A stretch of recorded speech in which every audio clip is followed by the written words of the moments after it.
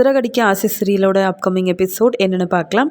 முத்துவும் மீனாவும் நல்லபடியாக சத்யா பாஸ் ஆனதால் பெரிய ஃபங்க்ஷன் மாதிரி ஏற்பாடு பண்ணி வந்த எல்லாருக்கும் நல்ல சாப்பாடெல்லாம் கொடுத்து அனுப்பிட்டு வீட்டுக்கும் வராங்க.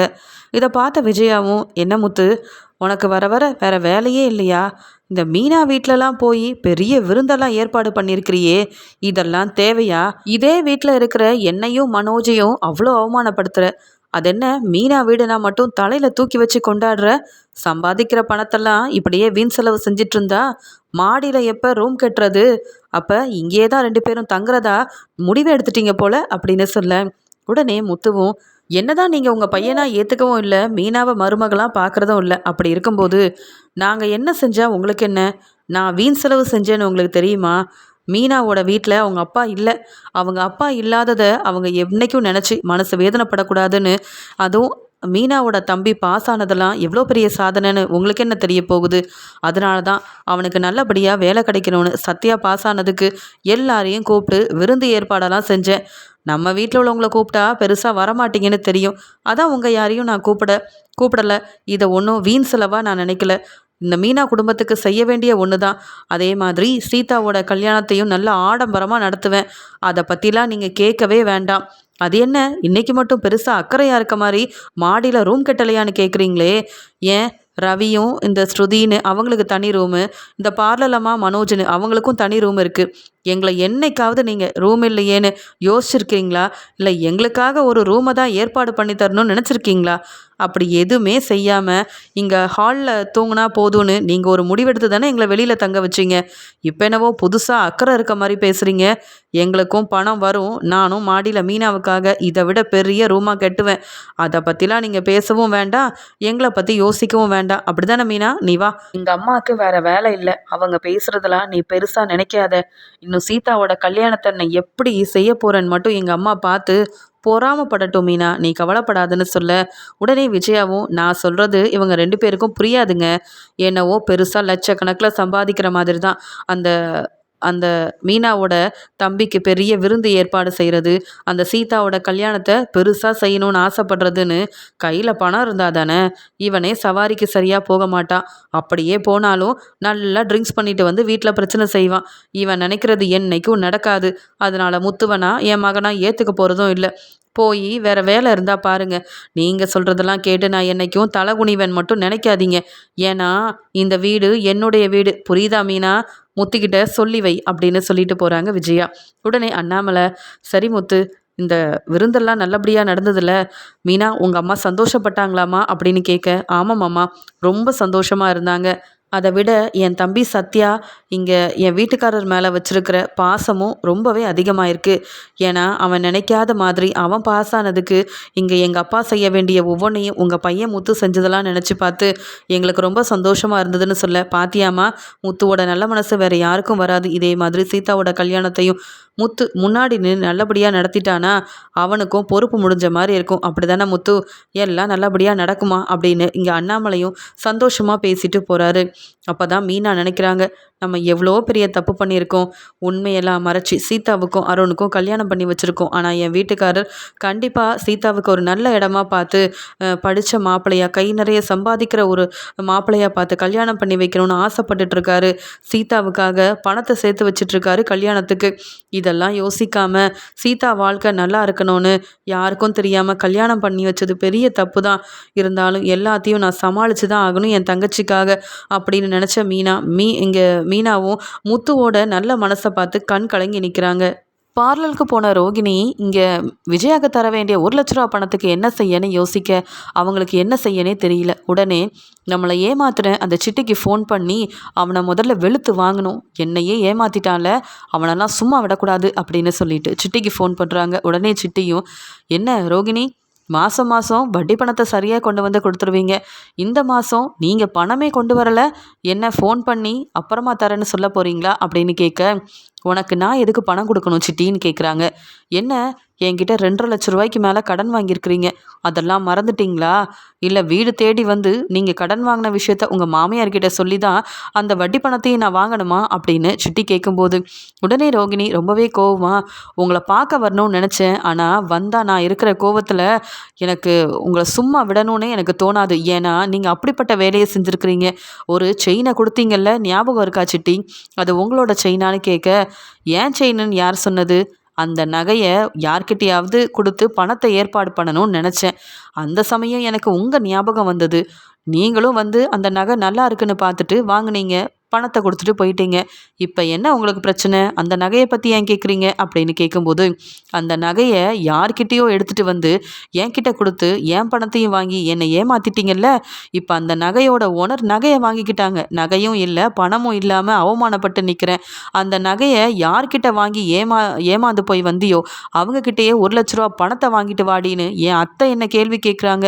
அந்த 1,00,000 பணம் இல்லைனா நீ இந்த வீட்டோட மருமகளாக இருக்க முடியாதுன்னு என் அத்தை மட்டும் இல்லை, என் வீட்டுக்காரரும் என்னை அவமானப்படுத்தி பேசுகிறாங்க. இதெல்லாம் எனக்கு தேவையா? உங்களுக்கு உதவி செஞ்சதுக்கு என்னை தலகுனிய வைக்கணும்னு எத்தனை நாள் ஆசைப்பட்டுட்டு இருந்தீங்க அப்படின்னு கேள்வி கேட்குறாங்க. உடனே சிட்டியும், இப்படி நடக்கும்னு நான் எதிர்பார்க்கல ரோகிணி. பணத்தை கொடுத்து அந்த நகையை வாங்கிக்கிட்டீங்கல்ல, அப்போ நீங்கள் தான் அதை கவனமாக வீட்டில் வச்சுருந்துருக்கணும். உங்களை யார் அதை உங்கள் மாமியார்கிட்ட கொடுக்க சொன்னது? அவங்கள யார் ஃபங்க்ஷனுக்கு போட்டிட்டு போக சொன்னது அப்படின்னு கேட்க, என்ன சிட்டி, என்ன இப்படிலாம் பேசுகிறீங்க? உங்களுக்கு என்னை பார்த்தா எப்படி தெரியுது? நகைன்னு வாங்கினா அதை எல்லா இடத்துக்கும் போட்டுட்டு தான் போவாங்க. நகையை வாங்கி அப்படியே வைக்கிறதுக்கு எதுக்கு உங்ககிட்ட 1,00,000 கொடுத்து நான் வாங்கணும்? எப்படி இருந்தாலும் நீங்கள் செஞ்சது பெரிய தப்பு. மற்றவங்கள ஏமாத்த மாதிரி என்னையும் ஏமாத்திடலாம் நினச்சிட்டிங்களா? எப்படியோ இப்போ நான் உங்களுக்கு ஒரு 2 நாள் நீங்கள் எடுத்துக்கோங்க, நான் கொடுத்த 1,00,000 பணத்தை திருப்பி கொடுத்துருங்க அப்படின்னு சொல்லி கேட்குறாங்க. அதுக்கூடனே சிட்டி, என்ன சொல்கிறீங்க நீங்கள்? அந்த பணம் இப்போ என்கிட்ட இல்லை. அந்த பணத்தெல்லாம் செலவு செஞ்சிட்டேன் மேடம். நீங்கள் தான் எனக்கு வட்டி பணம் கொடுக்கணும். மாதம் மாதம் தர வேண்டிய பணத்தை தரலன்னு உங்கள் வீட்டுக்கு வந்து நின்னா உங்கள் நிலைமை என்ன ஆகும்? என்ன பேசுகிறீங்க ரோகிணி நீங்கள்? என்கிட்டயே வா. என்ன அவமானப்படுத்த உங்கள் வேலையை காமிச்சிங்கன்னா அப்புறம் நான் வீடு தேடி வந்து நீங்கள் யாருன்றத எல்லார்கிட்டையும் சொல்ல வேண்டியதாக போயிடும். ஆமாம், என்கிட்ட இருந்து நகையை வாங்கினீங்கல்ல, அந்த நகையை ஓனர்கிட்ட தான் நீங்கள் கொடுத்தீங்க. இப்படி பெரிய பிரச்சனை வந்ததுன்னு நான் எப்படிங்க நீங்கள் சொல்கிறத நம்புறது? நீங்கள் உங்கள் குடும்பத்தையே போய் சொல்லி ஏமாத்துறவங்க. நீங்கள் என்ன கூட தான் ஏமாற்றி அந்த 1,00,000 பணத்தை வாங்கலாம். உங்களை நம்ப நான் தயாராகவும் இல்லை. அப்படியே அந்த நகை உண்மையான ஓனர்கிட்ட போயிருந்தாலும் எனக்கு கவலை இல்லை. உங்கள் பணத்தை என்னால் தர முடியாது. அப்படியே தரணும்னு நீங்கள் நினச்சாலும் என்கிட்ட தான் நீங்கள் நகை வாங்கினீங்கன்னு ஏதாவது ஆதாரம் இருக்கா? இல்லையில்ல. அப்புறம் எந்த ஒரு ஆதாரத்தோட நீங்கள் என்கிட்ட பணத்தை கேட்டு நிற்கிறீங்க? பணமும் தர முடியாது. உங்களுக்கு இனி என்னால் எந்த உதவியும் செய்ய முடியாது. இவ்வளோ நீங்கள் பேசினதுக்கப்புறமா நான் உங்களுக்கு கொடுத்த 2,50,000 பணத்தையும் நீங்கள் மொத்தமாக தரலன்னா அப்புறம் உங்களை பற்றின உண்மை மட்டும் இல்லாமல் என்கிட்ட வாங்கின பணத்துக்கு பதில் கேட்டு உங்கள் வீட்டுக்கு வருவேன், பிரச்சனை செய்வேன். அந்த முத்து மட்டும் இல்லை, யார் நினச்சாலும் என்னை ஒன்றும் செய்ய முடியாது. அதனால் ஃபோன் பண்ணி பணத்தை கேட்குறத விட்டுட்டு எனக்கு தர வேண்டிய பணத்தை கொண்டு வந்து கொடுங்க. இல்லை பிரச்சனை பெருசாயிரும் ரோகிணி மேடம். இப்போ ஃபோனை வைக்கிறேன். மறுபடியும் பணம் கேட்டு ஃபோன் பண்ணீங்க அப்புறம் நான் சும்மா விட மாட்டேன் உங்களை அப்படின்னு சொல்லிட்டு வெளுத்து வாங்கிட்டு இங்கே சிட்டியும் ஃபோனை வைக்க ரோகிணி ரொம்ப பதட்டமாக இருக்காங்க. என்ன இந்த சிட்டி பணம் கேட்டால் தந்துருவான்னு நினச்சனே, என் நிலமைய சொன்னால் புரிஞ்சுப்பான்னு நினச்சனே, இவன் ஃபோன்லேயே இந்த பேச்சு பேசுகிறான். நல்ல வேலை அவன் ஆஃபீஸுக்கு போய் அந்த நகைக்குண்டான பணத்தை நான் கேட்கல. அப்போ இவங்கிட்ட இருந்து 1,00,000 பணத்தை வாங்க முடியாது போலையே. இவங்கிட்ட இருந்து எப்படியாவது பேசி நம்ப வச்சு பணத்தை வாங்கிடலான்னு நினச்சி நான் தான் அப்போ ஏமாந்து போய் நிற்கிறேன்னா வசமாக மாட்டிக்கிட்டேன். விஜயாத்தை மறுபடியும் 1,00,000 பணம் எங்கடின்னு கேட்க போகிறாங்க. பணத்தை தர முடியலன்னு சொல்லி அந்த வீட்டை விட்டு என்னை வெளியில் அனுப்ப போகிறாங்க. அவ்வளவுதான். அந்த மீனாவும் முத்துவும் மட்டும்தான் அந்த வீட்டில் என்றைக்கும் சந்தோஷமாக இருப்பாங்க போல். இந்த சிட்டியை நான் நம்பியிருக்கக்கூடாது. பிஏ தினேஷ் அந்த விஷயத்தில் சிட்டி எனக்கு உதவி செஞ்சதுனால நான் ரொம்ப நம்பி அந்த நகையை வாங்கினேன். இப்போ நகையை வாங்கினதுக்காக நல்லாவே அனுபவிக்கிறேன். என்ன செய்யன்னு தெரியலையேன்னு ரோகிணி கண் கலங்கி நிற்கிறாங்க. இங்கே அண்ணாமலை விஜயா கிட்ட சொல்கிறாங்க, விஜயா நீ செய்கிறதெல்லாம் ரொம்ப தப்பு. பாவம் ரோகிணி செஞ்ச தப்புக்கு அவளே ஏமாந்து போயிட்டேன்னு நிற்கும்போது 1,00,000 பணத்தெல்லாம் கேட்குறியே ஏன் சொல்கிறேன்னா, ரோகிணி முதல்ல மாதிரி பார்லரோட ஸ்டாஃபாக தான் வேலை பார்க்குறா. முதல்ல அந்த பார்லரோட ஓனராக இருக்கும்போது கூட ஏதோ நல்ல ஒரு வருமானம் வரும், லாபம் கிடைக்கும். அதை வச்சு நீ கேட்குற பணத்தை கொடுக்கலாம். ஆனால் இப்போ ஸ்டாஃபாக வேலை பார்க்குற ரோகிணிக்கு மாத சம்பளம் தான் கிடைக்கும். இதுலேயும் 1,00,000 கொண்டு வான்னு சொல்கிறது, இங்கே மனோஜுக்கு உதவி செய்ய பணத்தை நீ தான் ஏற்பாடு பண்ணணும்னு சொல்கிறது, இதெல்லாம் சரிப்பட்டு வருமா? அது மட்டும் இல்லை, ஏமாந்தது நீ இல்லையே, அந்த நகையை வாங்கி ஏமாந்தது ரோகிணி தானே. அப்போ ரோகிணியோட பணம் தானே போயிருக்கு, நீ எதுக்காக 1,00,000 பணத்தை கேட்டுட்ருக்க அப்படின்னு அண்ணாமலை கேட்கும்போது, அதுக்கு விஜயா, என்ன எப்பயும் நீங்கள் மீனாக்கு தானே சப்போர்ட் பண்ணுவீங்க, இப்போ என்ன புதுசாக ரோகிணிக்கு சப்போர்ட் பண்ணி வந்து நிற்கிறீங்க? ரோகிணியை இந்த வீட்டுக்கு மருமகளாக கூட்டிகிட்டு வந்தது நான். அவள் செஞ்ச தப்புக்கு இப்படி பணம் கேட்குறதுல ஒன்றும் தப்பு இல்லையே. ரோகிணியால் அந்த ஃபங்க்ஷனில் எவ்வளோ அவமானப்பட்டு நின்னேன்னு எனக்கு தானேங்க தெரியும். அந்த நகையை நீங்கள் சொன்ன மாதிரி ரோகிணிக்கிட்ட வாங்கியிருக்கக்கூடாது. வாங்கினதுனால அந்த நகை எனக்கு பிடிச்ச மாதிரி இருந்ததேன்னு நினச்சேன். அதுலேயும் என்னை ரொம்பவே ஏமாத்திட்டா. இந்த ரோகிணியை இந்த வீட்டுக்கு மருமகளாக கூட்டிகிட்டு வந்து ஒவ்வொரு நாளும் நான் தலை குனிஞ்சு நின்றுருக்கேன். என்னைக்காவது அவள் உண்மையை பேசி என்னை சந்தோஷப்படுத்தியிருக்காளா? அதான் இனிமேல் இப்படி பொய் சொல்லி ஏமாத்தினா இந்த மாதிரி அத்தை பணம் கேட்பாங்க, யாரையும் ஏமாற்றக்கூடாதுன்னு ரோகிணிக்கு தெரிய வரணும்ல. அதுக்காக தான் நான் இப்படி 1,00,000 பணம் கேட்டிருக்கேன். இனி அவள் என்னை ஏமாத்துவா? ஏமாத்துனா 5,00,000 பணம் கேட்பேன். அவள் என்னை தலைகுனிய வைக்கும் போதெல்லாம் எனக்கு அவள் நிறையா பணம் கொடுக்கணும். அதுக்காக தாங்க அவளுக்கு பாடம் புகட்ட இப்படியெல்லாம் செஞ்சிட்ருக்கேன். இதில் நீங்கள் தலையிடாதீங்கன்னு சொல்கிறாங்க விஜயா. அதுக்குடனே அண்ணாமலை, நான் சொல்கிறத புரிஞ்சுக்க மாட்டேங்கிறியே விஜயா. நல்ல மாமியாராக இருந்தால் உன் மருமக செய்கிற தப்புக்கு திருத்தணும்னு நினைக்கணும். ஆனால் பணம் கேட்டு கஷ்டப்படுத்துறதெல்லாம் ரொம்ப பெரிய தப்பு. இந்த பணத்துக்காக ரோகிணி வெளியில் கடன் வாங்குவா. அதுக்கப்புறம் அங்கே மாதம் மாதம் வட்டி பணம் கொடுக்கணும்னு ரோகிணிக்கு நிறைய பிரச்சனை வரும். அது மட்டும் இல்லாமல் ரோகிணி முன்ன மாதிரி மனோஜ் கிட்ட சந்தோஷமாக பேசி சிரிக்கிறது கூட இல்லை. அவங்க ஒருத்தரை ஒருத்தர் பார்த்துக்கிறதும் இல்லை, கண்டுக்கிறதும் இல்லை. இப்படி இருக்கிறதுக்கு காரணம் நீ தான். முன்ன மாதிரி ரோகிணி சரியாக சாப்பிட வரவும் மாட்டிக்கிறா, சோகமாகவே இருக்கிறா. ரோகிணியோட அம்மா அப்பா இருந்தா நீ செய்கிற பிரச்சனைக்கு வந்து உன்னை கேள்வி கேட்டு உன்னை வெளுத்து வாங்கியிருப்பாங்க.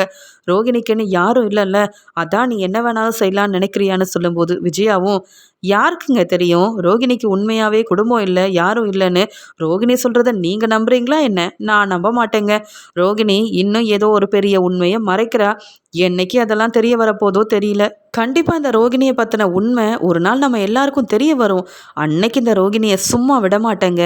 என்னை ஒவ்வொரு நாளும் ஏமாத்துனதுக்கும் அவமானப்படுத்துனதுக்கும் அவளை நான் கண்டிப்பாக இந்த வீட்டை விட்டு வெளியில் அனுப்புவேன்னு சொல்கிறாங்க. உடனே அண்ணாமலையும், என்னதான் இருந்தாலும் ரோகிணி ஒன்றும் பெரிய பொய்யெல்லாம் சொல்லி இன்னும் ஏமாற்ற மாட்டேன்னு எங்கள் அம்மா முன்னாடி சத்தியம் பண்ணியிருக்கா. அவள் பொய் சொல்ல மாட்டான்னு நம்பிக்கை எனக்கு இருக்குது அப்படின்னு ரோகிணிக்கு என்றைக்கும் இல்லாமல் சப்போர்ட் பண்ணிட்டு அங்கேருந்து விஜயாவுக்கு புரிய வைக்கணும்னு நினச்ச அண்ணாமலையால் புரிய வைக்க முடியாமல் அங்கேருந்து கிளம்பி போகிறாரு. உடனே விஜயா நினைக்கிறாங்க, இவங்க எல்லாருக்கும் ரோகிணியை பற்றி புரியல, ஆனால் ரோகிணியை பற்றி நான் நல்லாவே தெரிஞ்சுக்கிட்டேன் அப்படின்னு சொல்லி விஜயா யோசிக்கிறாங்க. அடுத்த நாள் இங்கே பரசு அண்ணாமலையை பார்க்க வீட்டுக்கு வர, உடனே அண்ணாமலையும், வா பரசு, ஃபோன் பண்ணக்கூட இல்லையே, நான் வேற வேலைக்கு கிளம்பணும்னு நினச்சேன்னு சொல்ல, சரி அண்ணாமலை, ஒரு முக்கியமான விஷயம் உன்னை பார்த்து பேசிட்டு போகலாமேன்னு வந்தேன். என் பொண்ணுக்கு கல்யாணம் ஆயிருந்ததில்ல, என் பொண்ணையும் மாப்பிள்ளையும் கூட்டிகிட்டு பக்கத்தில் இருக்க அங்கே கோயிலுக்கு போகணுன்னு நினச்சேன். சொந்தக்காரங்க எல்லாரையும் மாப்பிள்ளை வீட்டு பக்கம் இருந்து கூப்பிட்ருக்கேன். எனக்குன்னு பெருசாக யாருப்பா இருக்கா? அதான் உன்னையும் இங்கே வீட்டில் உள்ள எல்லாரையும் கூப்பிட்டு போகலாமேன்னு வந்தேன். அதான் அண்ணாமலை, உன்னை பார்த்து பேசிட்டு போகலான்னு வந்தேன்னு சொல்ல, மீனாவும் அந்த சமயம் வந்து, வாங்க மாமா அப்படின்னு காஃபியெல்லாம் கொடுக்குறாங்க. உடனே மீனா, முத்துவை கூட்டிகிட்டு நான் சொன்னேன் அந்த கோயிலுக்கு நீங்கள் எல்லாரும் குடும்பமாக வரணுமா, அப்போ தான் எனக்கும் சந்தோஷமாக இருக்கும்னு சொல்ல, உடனே மீனா, அத்தைக்கிட்ட கேட்கணும்ல மாமா, அத்தை என்ன சொல்கிறாங்களோ தெரியல, எல்லாரும் வந்தா கண்டிப்பாக நானும் வரேன் அப்படின்னு சொல்கிறாங்க. என்ன அண்ணாமலை, நீ வருவல்லன்னு கேட்க, உடனே விஜயா அங்கே வந்துட்டு, அதெல்லாம் வர முடியாதுங்க, நான் டான்ஸ் கிளாஸுக்கு போகணும், ஏற்கனவே ரொம்ப நாள் அந்த பக்கமே போகலை, எனக்கு வேலை இருக்குது. ஏன் மனோஜ், நீ போறியா கோயிலுக்குன்னு கேட்கும்போது, இல்லை இல்லை நானும் போகலை, எனக்கும் கடையில் நிறைய வேலை இருக்குமா, அன்னைக்கு ஏதோ கல்யாணத்துக்குன்னு கூப்பிட்டாங்க வந்தேன், ஆனால் இப்படி அடிக்கடி கோயிலுக்கு வரணும், அங்கே வரணும், இங்கே வரணும்னா என்னால் வர முடியுமா? நான் எவ்வளோ பெரிய பிஸ்னஸ் செய்கிறேன், என்னால் வர முடியாதுன்னு சொல்லிடுறாங்க. முத்துவுக்கும் சவாரி இருக்கிறதுனால, மாமா நான் மீனாவை கூட்டிகிட்டு வேலையெல்லாம் முடிச்சுட்டு கண்டிப்பாக வந்துடுறேன், கவலைப்படாதீங்க அப்படின்னு சொல்ல, உடனே அண்ணாமலை, யார் வந்தாலும் வரலனாலும் உனக்காக நான் வருவேன் பரசு, வேறு ஏதாவது உனக்கு பண தேவை இருந்தாலும் சொல்லு, நான் உனக்கு உதவி செய்கிறேன். அது மட்டும் இல்லாமல் உன் பொண்ணு முத்துவோட தங்கச்சி மாதிரி, முத்துவும் நான் மீனான்னு எல்லாரும் வருவோம், வேலை இருக்கிறவங்க போகட்டும், நீ கூப்பிட்டதுக்காக நாங்கள் எல்லாரும் முன்னாடி வந்து செய்ய வேண்டியது எதை செய்வோம், கவலைப்படாத. கோயிலுக்கு தானே, நான் கண்டிப்பாக வரேன். இன்றைக்கி எனக்கு வேலை இருக்குது, கண்டிப்பாக நீ சொன்ன அன்னைக்கு நான் வந்துடுவோம் அப்படின்னு சொல்ல பரசு ரொம்ப சந்தோஷப்படுறாரு. சரிம்மா மீனா, உங்களால் தான் இங்கே வந்து என் பொண்ணுக்கே நல்லபடியாக கல்யாணம் முடிஞ்சு மாப்பிள்ளை வீட்டில் ரொம்ப சந்தோஷமாக அவள் வாழ்ந்துட்டுருக்கா. அதனால் கொஞ்ச நாள் கழித்து கோயிலுக்கு போகணுன்னு நினச்சோம். இப்போ தான் நேரம் கிடச்சிருக்கு. எல்லாரும் வந்துருங்க அப்படின்னு சொல்லிட்டு பரசு அங்கேருந்து கிளம்பி போகிறாரு. வேலையெல்லாம் முடிச்சுட்டு வந்த அண்ணாமலை முத்துக்கிட்ட, ஏன்பா முத்து, நாளைக்கு நீ மீனாவை கூட்டிகிட்டு வேலையை முடிச்சுட்டு வந்துரு. அதுக்கு முன்னாடி பரசுக்கு துணையாக கோயிலுக்கு நான் போயிடுறேன், சரியா? அப்படின்ற மாதிரி அண்ணாமலை பேசிகிட்டு இருக்காங்க. இங்கே ரோகிணி ரெஸ்ட் எடுக்கும்போது அங்கே ரோகிணியோட அம்மா ஃபோன் பண்ணி, கல்யாணி நீ நல்லா இருக்கல்லன்னு கேட்க, ஆமாம்மா நல்லா தான் இருக்கேன், என்னம்மான்னு சொல்லும்போது, இல்லை இவனுக்கு ஸ்கூல் ஆரம்பிக்க போகுது உன் பையன் கிறிஷுக்கு, அதனால் கோயிலுக்கு போயிட்டு நல்லா பூஜை ஏற்பாடெல்லாம் செஞ்சு வேண்டிக்கிட்டு அடுத்த நாள் கோயிலுக்கு அனுப்பலாமேன்னு நினைக்கிறேன். அது மட்டும் இல்லை, கொஞ்சம் பணமும் தேவைப்படுது. அதனால் நீ வரியா? பக்கத்தில் இருக்க கோயிலுக்கு தான், நானும் கிறிஷும் அங்கே தான் வரப்போகிறோன்னு சொல்ல, அம்மா நீங்களே போயிட்டு வாங்களேன், நான் எதுக்குமா வரணும்? வேணும்னா வித்யா கிட்ட சொல்கிறேன், பணத்தை கொண்டு வந்து கொடுப்பா. நிறையா பிரச்சனையில் இருக்கமான்னு சொல்ல, என்ன பிரச்சனைன்னு கேட்குறாங்க. அது வேற ஒன்றும் இல்லைம்மா, எங்கள் அத்தையால் தான் இந்த வீட்டில் இருக்கிறதா வேண்டாமான்னு ரொம்பவே குழப்பத்தில் இருக்கேன்.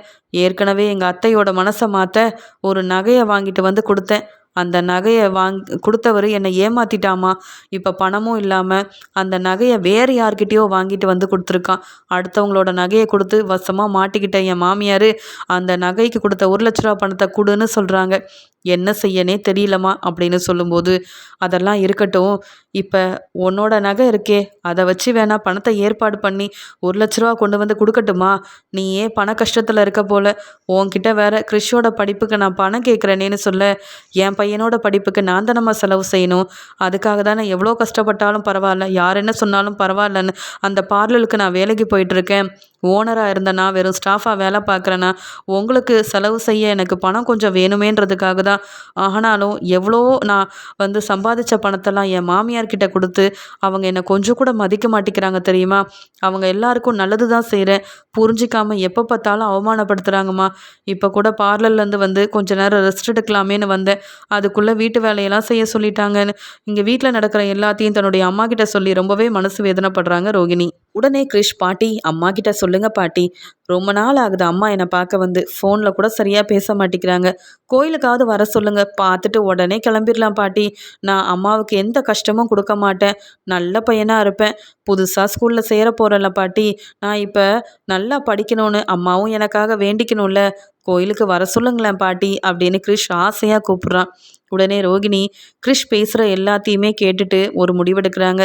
எவ்வளவோ பிரச்சனை இருக்குது, வீட்டுக்கு தான் போய் கிறிஷையும் அம்மாவையும் பார்க்க முடியல, கோயிலுக்காவது போய் கிறிஷுக்காக நல்லா வேண்டிக்கிட்டு அவனை அடுத்த வருஷம் ஸ்கூலில் இந்த வருஷம் ஸ்கூலில் சேர்க்குறதுக்கு பணத்தையும் முடிஞ்ச அளவு கொடுத்துட்டு வருவோம், வேறு வழி இல்லை அப்படின்னு ரோகிணியும் யோசிச்சுட்டு, நாளைக்கு நான் கோயிலுக்கு வரேம்மா, நீங்கள் கோயிலுக்கு வந்த உடனே ஃபோன் பண்ணுங்கள், பக்கத்தில் தானே, உடனே நான் வந்துடுவேன் அப்படின்னு சொல்லிட்டு இங்கே ரோகிணியும் கோயிலுக்கு போகணும், அம்மாவையும் கிறிஷையும் பார்க்கணுன்னு முடிவெடுக்கிறாங்க. இங்கே கிறிஷ் ரொம்ப சந்தோஷமாக இருக்கான். பாட்டி உண்மையாகவே அம்மா வரேன்னு சொல்லிட்டாங்களா? உண்மையாகவே வருவாங்கள்ல, இந்த முறை ஏமாற்ற மாட்டாங்கல்ல? வீட்டுக்கு கூட வரேனாங்க, கொஞ்ச நேரம் கழித்து ஃபோன் பண்ணி நான் வரல, நிறைய வேலை இருக்குன்னு சொல்லிட்டாங்க. அந்த மாதிரிலாம் செய்யாமல் எங்கள் அம்மா வந்தால் ரொம்ப நல்லாயிருக்கும் பாட்டி, எனக்கு தேவையான எல்லாத்தையும் அம்மா வாங்கி தருவாங்க.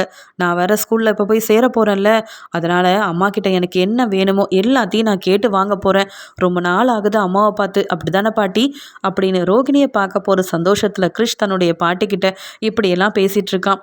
அப்போ தான் கிறிஷோட பாட்டி நினைக்கிறாங்க, தன்னுடைய அம்மாவை பார்க்கணுன்னு கிறிஷ் ரொம்ப ஆசைப்படுறான். ஆனால் ரோகிணி தன்னுடைய வாழ்க்கையில் இருக்கிற பிரச்சனையை சமாளிக்க முடியாமல் அங்கே கஷ்டப்பட்டுட்ருக்கா. இதில் சம்பாதிக்கிற பணத்தை வேற மாமியார்கிட்ட கொடுக்குறாளே, அப்போ எங்களுக்கு எப்படி அவள் செலவுக்கு பணம் கொடுக்க முடியும்? ரோகிணியோட நிலமை தான் ரொம்ப கஷ்டமாக இருக்குது. ரோகிணி ரொம்ப பாவம், இந்த கல்யாணத்தை செஞ்சுக்கிட்டு அவளோட நிலைமையே இப்படி ஆயிடுச்சே அப்படின்னு சொல்லி ரோகிணியோட அம்மா ரோகிணியை நினச்சி ரொம்ப மனசு வேதனைப்படுறாங்க. ரோகிணி காலையில் அங்கே பார்லருக்கு போதே விஜயா சொல்கிறாங்க, இன்னைக்கு நீ பார்லர் போயிட்டு வரும்போது பணத்தோட வரணும், ஏன்னா 2 நாளைக்கு மேலே ஆகுது, நான் சொல்லியும் நீ இன்னும் பணத்தை ஏற்பாடு பண்ணலை, நீ செஞ்ச தப்புக்கு பணம் கொடுத்தாதான் இந்த வீட்டில் இருக்க முடியும், இல்லைன்னா அப்படியே உன் ஃப்ரெண்டு வீட்டுக்கு போயிரு, இங்கே திரும்பி வராத, பணம் இருந்தால் மட்டும்தான் உன்னை மருமகளாக ஏற்றுக்க முடியும், புரியுதா அப்படின்னு சொல்கிறாங்க. உடனே ரோகிணியும், அத்தை நான் முயற்சி செய்கிறேன், அதுக்குன்னு இன்றைக்கே பணம் கிடைக்கும்னு என்னால் சொல்ல முடியாது, கொஞ்சம் பொறுமையாக இருங்க அத்தை, எப்படியாவது 1,00,000 ரூபா பணத்தை ஏற்பாடு பண்ணி தந்துடுவேன், இப்போ நான் வேலைக்கு போயிட்டு வரேன்னு ரோகிணி அங்கேருந்து கிளம்புறாங்க. இதை பார்த்த அண்ணாமலைக்கு விஜயா மேலே கோவம் வருது. ஒன்றும் சொல்லவும் முடியல. இந்த ரோகிணியை ஏற்கனவே சொன்னேன் மனோஜுக்கு கல்யாணம் பண்ணி வைக்க வேண்டான்னு.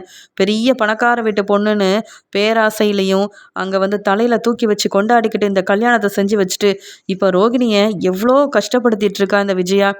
உண்மையாவே ரோகிணி மறுபடியும் ஏதாவது பொய் சொன்னானா அவ்வளவுதான். ரோகிணியோட நிலைமை இந்த வீட்டில் என்ன ஆகுமோ தெரியல. ரோகிணிக்கு சப்போர்ட் பண்ணவும் முடியல. ஏன்னா குடும்பத்தையே ரோகிணி ஏமாத்திருக்கா. சரி, நம்ம பரசு வர சொன்ன மாதிரி கோயிலுக்கு போயிட்டு வருவோம், ரோகிணிக்காகவும் நல்லா வேண்டிக்கிட்டு வருவோம், வேற வழி கிடையாது அப்படின்னு சொல்லிட்டு கிளம்பும்போது, மீனா நான் வெளியில் கிளம்புறேம்மா, நீயும் முத்துவும் வேலையெல்லாம் முடிச்சுட்டு பரசு சொன்ன மாதிரி கோயிலுக்கு வந்துருங்க சரியான்னு சொல்ல விஜயா சொல்கிறாங்க, வர வர மீனாக்கு கொடுக்குற அந்த மதிப்பை கூட நீங்கள் எனக்கு தர மாட்டேங்கிறீங்க. வெளியில் போகும்போது உங்கள் பொண்டாட்டி நான் இருக்கேன்ல என்கிட்ட சொல்லிட்டு போங்க. அதென்ன எப்போ பார்த்தாலும் மீனா மீனான்னு கூப்பிட்டுட்டு இருக்கீங்க அந்த முத்து மாதிரியே அப்படின்னு சொல்ல, மீனா பொறுப்பா நான் வெளியில் கிளம்பும்போது தண்ணி கொடுக்கறது, எனக்கு சாப்பாடு எடுத்து வைக்கிறதுன்னு இவ்வளோத்தையும் செய்கிறாளே, என்னைக்காவது சாப்பிட்டீங்களா, சாப்பிட போகிறீங்களா, சாப்பாடு சமைச்சு தரட்டுமான்னு கேட்டிருக்கியா? இல்லையே. பொறுப்பில்லாத உன்கிட்ட சொல்லிட்டு போகிறத விட பொறுப்பான இந்த வீட்டு மருமக மீனா கிட்ட சொல்லிட்டு போகிறது தான் எனக்கு சரின்னு தோணுச்சு. இப்போ என்ன தப்பை பார்த்தேன்னு இப்படி கேள்வி கேட்குற? போய் வேற வேலையை பாரு. பரசு எல்லாருக்கும் மதிப்பு மரியாதை கொடுத்து வீடு தேடி வந்து கோயிலுக்கு வர சொன்னதுக்கு அதெல்லாம் வர முடியாதுன்னு சொன்னவ தானே நீ. உன்கிட்ட பேசி ஒரு பிரயோஜனமும் இல்லை. என் ஃப்ரெண்டுக்காக நான் என்ன வேணாலும் செய்வேன், எனக்கு தெரியும் என்ன செய்யணும்னு, போ அப்படின்னு சொல்லிட்டு இங்கே கோயிலுக்கு கிளம்பி போகிறாரு அண்ணாமலை. இங்கே ரோகிணியும் தன்னுடைய அம்மாவையும் பையனையும் பார்க்க கோயிலுக்கு வந்திருக்காங்க. கிரிஷ் ரோகிணியை பார்த்த உடனே ரொம்ப சந்தோஷமாக, அம்மா நீங்கள் வருவீங்கன்னு நினச்சேன், ஆனால் ரொம்ப சீக்கிரம் வந்துட்டீங்கம்மா, எப்போம்மா இங்கேருந்து கிளம்புவீங்க, என்னை விட்டுட்டு போகாதீங்கம்மான்னு சொல்ல, இப்போ தானே கிரிஷ் வந்திருக்கேன், உடனே கிளம்ப மாட்டேன், இரு நம்ம எல்லாரும் ஒன்றா உட்காந்து பேசிட்டு உனக்கு நல்லா வேண்டிக்கிட்டு அப்புறமா கிளம்பலாம், உனக்கு தேவையானது எல்லாத்தையும் இன்றைக்கி நான் வாங்கி தருவேன் சரியா அப்படின்னு பேசிகிட்டு இருக்காங்க.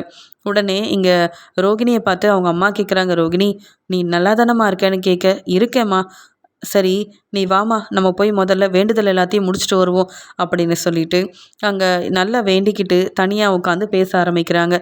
எனக்கு ரொம்ப கஷ்டந்தாம்மா, ஆனால் என்ன செய்கிறது, கிறிஷையும் பார்க்க முடியாமல் உன்னையும் கவனிக்காமல் நான் எதுக்கு தான் இப்படி இந்த கல்யாணத்தை செஞ்சுக்கிட்டேனோன்னு தோணுது அப்படின்னு ரோகிணி தன்னுடைய அம்மா கிட்ட அங்கே நடக்கிறத எல்லாம் சொல்லி ரொம்ப மனசு வேதனைப்படுறாங்க.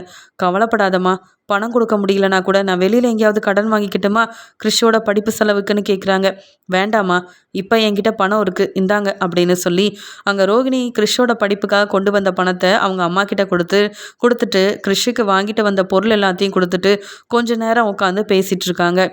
அதே சமயம் அதே கோயிலுக்கு வந்த அண்ணாமலை பரசு எங்கே இருக்கான்னு தெரியலையேன்னு ஃபோன் பண்ணி பார்க்க, அண்ணாமலை வந்துட்டியாப்பா, உள்ளே வாப்பா, இங்கே குடும்பமாக எல்லாரும் இங்கே தான் இருக்கோம், நீ வருவேன்னு எதிர்பார்த்துக்கிட்டே இருந்தேன், வாப்பா அண்ணாமலைன்னு சொல்ல, அண்ணாமலையும் அங்கே கோயிலுக்குள்ளே வராங்க.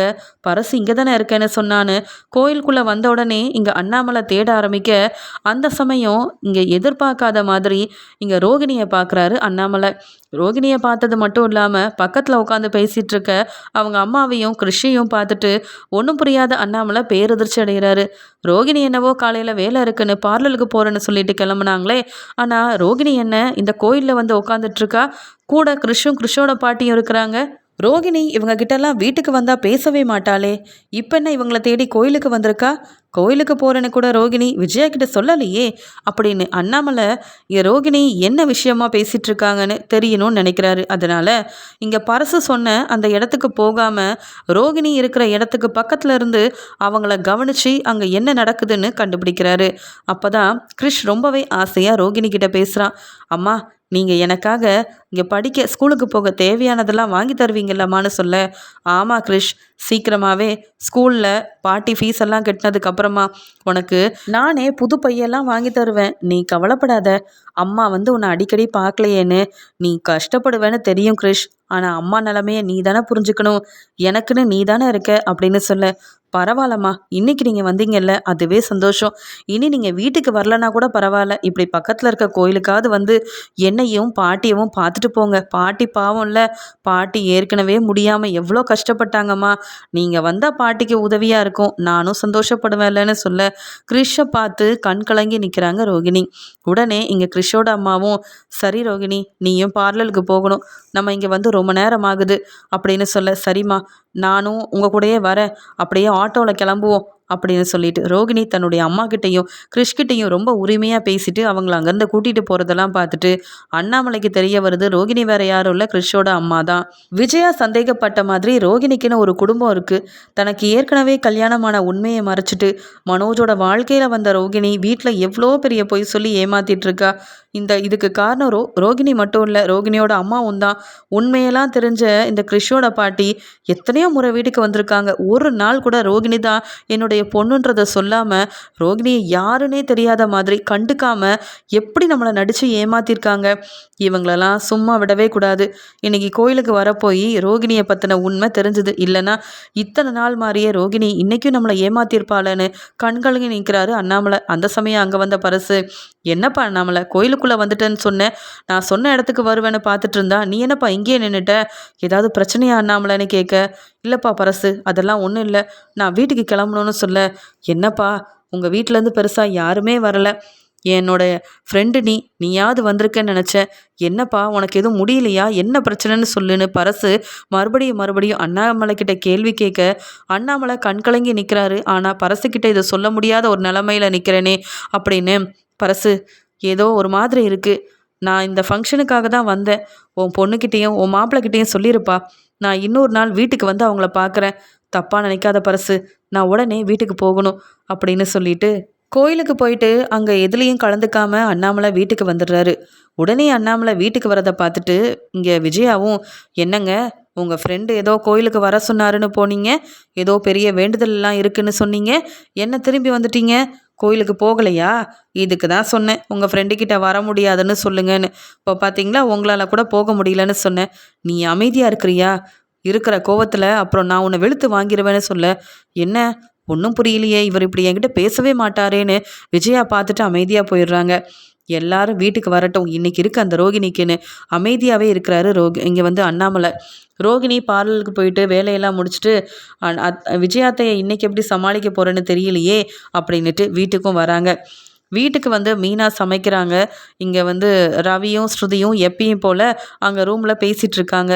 ரோகிணி வந்த உடனே ரெஸ்ட் எடுக்க போகிறாங்க. அண்ணாமலை சொல்கிறாரு, இங்கே வாமா ரோகிணி அப்படின்னு சொல்ல, அங்கிள் தப்பாக நினைக்காதீங்க, இன்றைக்கி ரொம்ப வேலை, நான் ரெஸ்ட் எடுக்கணும், அப்புறமா பேசலாமான்னு சொல்ல, எங்ககிட்ட பேசக்கூட உனக்கு நேரம் இல்லை, ஆனால் கோயிலில் உன் அம்மா பையன் எல்லாரையும் கூப்பிட்டு வச்சு அவ்வளோ நேரம் பேசிகிட்டு இருந்தியம்மான்னு கேட்க, அங்கிள் என்ன சொல்கிறீங்க அப்படின்னு கேட்கும்போது உடனே அண்ணாமலை இப்படி பேசுனதை கேட்டுட்டு எல்லாரும் ரூம்ல இருந்து வெளியில் வந்து நிற்கிறாங்க. அண்ணாமலை இப்படி சொன்னதை கேட்டுட்டு ரவியும், என்ன சொல்கிறீங்க, ரோகிணி அண்ணி கோயிலுக்கு போனாங்களா, காலையிலேயே ஏதோ வேலை இருக்குன்னு கிளம்புனாங்க, அதுவும் ரோகிணி அண்ணியோட அம்மா பையனா, அப்பா நீங்கள் என்னப்பா சொல்கிறீங்கன்னு கேட்க, ஆமாம் நான் உண்மையை தான் சொல்கிறேன், பரசோட பொண்ணும் மாப்பிள்ளையும் கோயிலுக்கு வராங்க ஏதோ வேண்டுதல் செய்யன்னு என்னை கூப்பிட்டு போனான்ல, நானும் கோயிலுக்கு போயிருந்தேன், அந்த கோயிலில் ரோகிணியை மட்டும் இல்லை ரோகிணியோட அம்மாவையும் பார்த்தேன்னு சொல்ல, இங்கே விஜயா, என்னது ரோகிணிக்கு அம்மாவா, அவங்க யாருங்க அப்படின்னு சொல்ல, வேறு யாரும் இல்லை விஜயா, நம்ம வீட்டுக்கு முத்து மீனா மூலமாக நமக்கு தெரிய வந்த அந்த கிறிஷோட பாட்டியும் தான். ஏமா ரோகிணி, உனக்கு ஏற்கனவே கல்யாணமாகி ஒரு பையன் இருக்கான் தானே அப்படின்னு கேட்க, அங்கிள் அப்படின்னு சொல்கிறாங்க.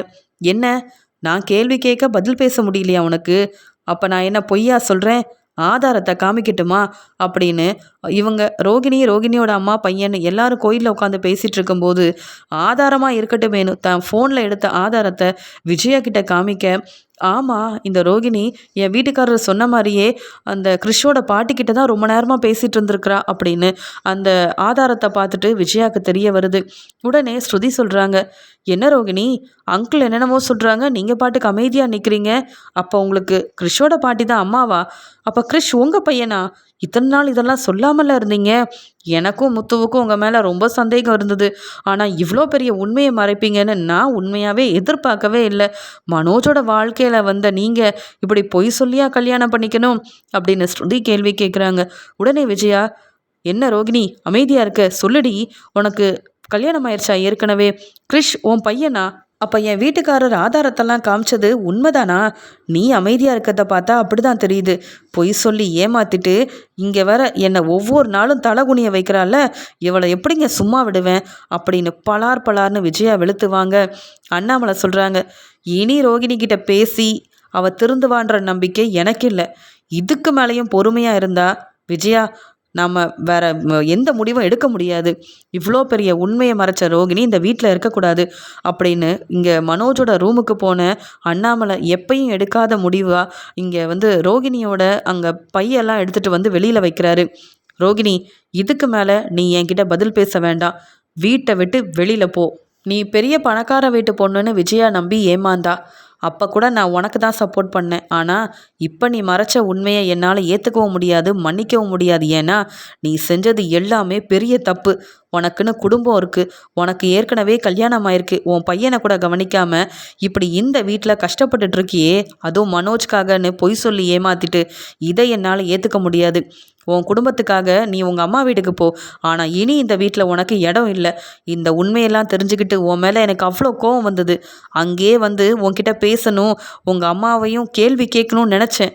ஆனால் நான் வந்தது கோயிலுக்கு. அதனால தான் நான் ரொம்ப பொறுமையாக அங்கே என் வேண்டுதலை கூட செய்யாமல் அப்படியே வீட்டுக்கு திரும்பி வந்துட்டேன். இப்போ நான் சொல்கிறேன் ரோகிணி, உன் பையை எடுத்துட்டு இந்த வீட்டை விட்டு நீ வெளியில் போயாகணும். இனி இந்த வீட்டில் உனக்கு இடமே இல்லை. மனோஜ் கூட ஒன்று சேர்ந்து வாழணுன்ற தகுதியும் உனக்கு இல்லைன்னு அண்ணாமலை கோவத்தில் முடிவெடுக்கிறாரு. அண்ணாமலையால் இவ்வளோ பெரிய பிரச்சனை வரும், எல்லாருக்கும் உண்மை தெரியும்னு நினைக்காத ரோகிணியால் இதெல்லாம் தாங்கிக்கவும் முடியாமல் வீட்டில் உள்ளவங்க கேட்குற கேள்விக்கு பதில் பேசவும் முடியாமல் நிற்கிறாங்க ரோகிணி.